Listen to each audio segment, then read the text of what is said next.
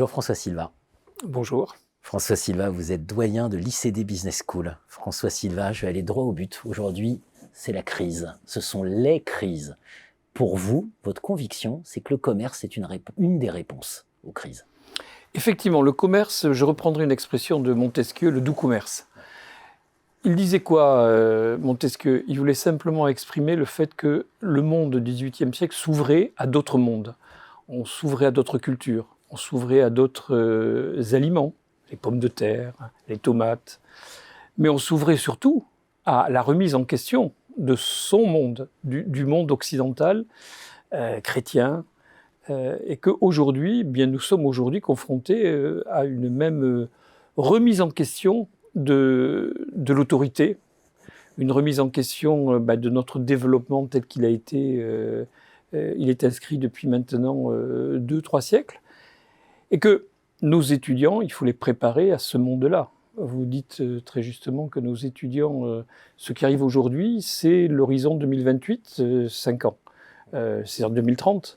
Pour ne pas dire 2035, parce qu'il faut vraiment qu'un étudiant il rentre dans une entreprise, c'est pour préparer en 2028, 2035. Donc, nos étudiants doivent être en situation d'être des hommes et des femmes qui sont en capacité de se préparer à ce monde-là. Ça veut dire esprit critique, ça veut dire une auto-remise en question aussi de soi-même. C'est un homme comme Socrate qui disait « Connais-toi toi-même et tu connaîtras les secrets de l'univers ». Ça veut dire quoi? Ça veut dire tout simplement que c'est la capacité d'une personne de travailler sur lui afin de pouvoir être vers l'autre. Et ce monde-là, c'est le monde d'hommes et de femmes qu'il va falloir rencontrer, pour lequel il va falloir travailler avec. La notion de du ensemble est un élément central de ce que nous essayons de faire dans notre enseignement. La vision que vous développez, qui est à rebours de tous les préjugés que l'on a d'ordinaire sur le commerce, c'est que le commerce, c'est du lien social, le commerce, c'est du don contre don. C'est fondamentalement cette question. Le commerce, c'est d'abord le partage. Et pour qu'il y ait partage, il faut être en capacité de savoir partager.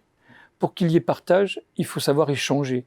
Mais échanger, pas qu'il y ait des inégalités, parce que sinon c'est un commerce qui effectivement sera destructeur. On sera dans du perdant-perdant. Nous sommes, avec nos étudiants, en train de les ouvrir à un monde dans lequel le commerce est une dimension centrale dans l'échange. Première chose, c'est effectivement qu'ils apprennent à travailler ensemble, non plus individuellement, mais qu'ils soient en situation de pouvoir être dans des équipes. Et la notion d'équipe est centrale. Donc on n'apprend pas à travailler en équipe. Au lycée, on est dans la compétition, dans de l'écrit, qui est souvent complètement réducteur. Là, on doit être dans l'échange, c'est la notion d'oralité. Donc on a des formations dans lesquelles on va développer ces dimensions-là. On a des dimensions dans lesquelles nos étudiants aussi vont apprendre à être dans une relation d'écoute et de convivialité. Je pense qu'on est d'autant plus passionné que l'on a envie d'échanger avec l'autre et que l'autre n'est pas un concurrent, n'est pas un ennemi, n'est pas quelqu'un avec lequel on se méfie.